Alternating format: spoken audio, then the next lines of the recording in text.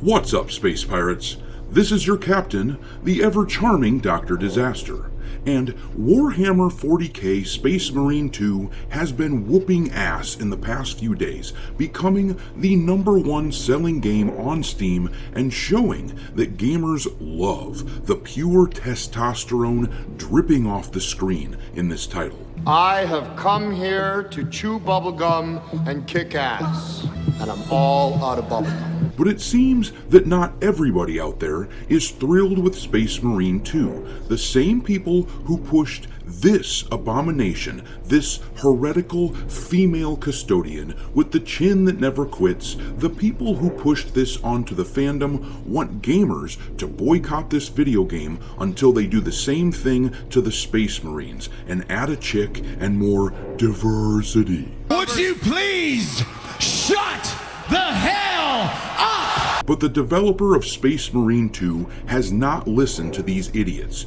Thus far, the game is entirely woke-free. It's simply a testosterone-fueled romp, chock full of guns, chainsaw swords, and explosions as the Space Marines mercilessly destroy the Tyrannid scum. Killing is my business, ladies, and business is good.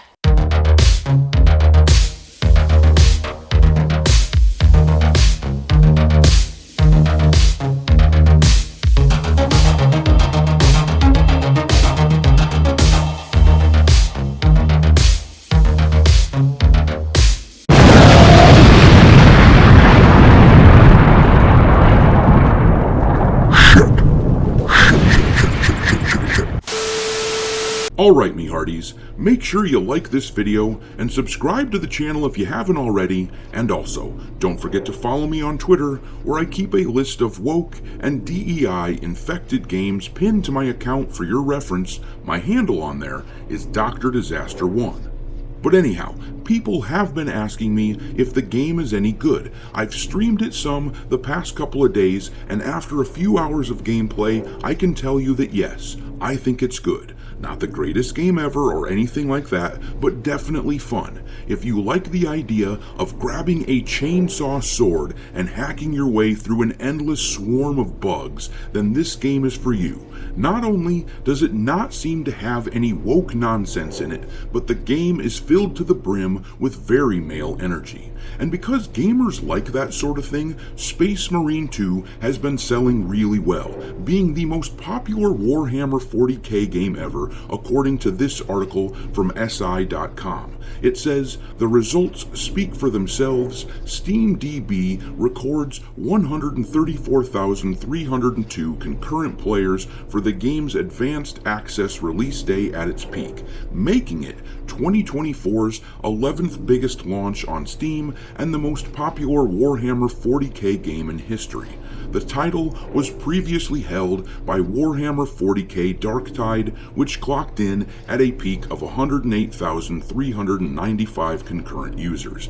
And here's the thing, this game is just getting started. This player count is only going to go up on its actual release date, because I can't stress this enough, the people playing it right now are simply the ones who spent an extra $30 at minimum to buy the premium editions of the game and got themselves early access to play. On Monday, when the game releases to the general public, you can be sure that the max concurrent player count will go up. In fact, I expect it to easily break 200,000, and I think it will even clear 300k. Maybe it will do better. After all, it is the highest selling game on Steam right now, and the 11th best launch this year, so who knows. But there are at least some people out there who really don't want this thing to succeed. The modern audience is threatening to boycott, but these jackasses do not have the numbers to support games like Concord or Dustborn, and they sure as hell do not have the power to sway people to not play a game like this. You have no power here. This post here has been making the rounds on the internet. It says you shouldn't play the game until they add female Space Marines. Here's why. Before you lose it and call me woke, listen up. There are people who have been stomped on for centuries, and we're finally at a point where we can start to make things right. How can you sit there and play a game made by devs who are openly sexist, while also refusing to add even a shred of diversity? What's the big deal with having a single Marine who's intersex, LGBT, or female? They did it for the Custodes in the game. Just one character. They could be on screen for 5 seconds and it wouldn't hurt you at all, but it would mean the world to someone who finally sees themselves represented. Hey, lady! Shut up! Alright, here's the deal, you damned crybaby. It's just like Yoda said in Star Wars about the dark side. Once you start down the dark path, forever will it dominate your destiny.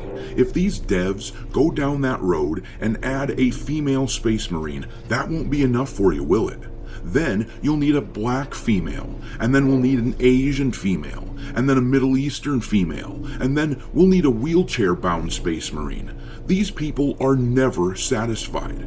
I mean, look at what they're doing with D&D. I'm not exaggerating. They are literally pushing the idea of wheelchair-bound warriors traversing the game, as if the necromancer that you're hunting down in your D&D campaign will have been kind enough to ensure that there are wheelchair ramps all throughout his dungeon.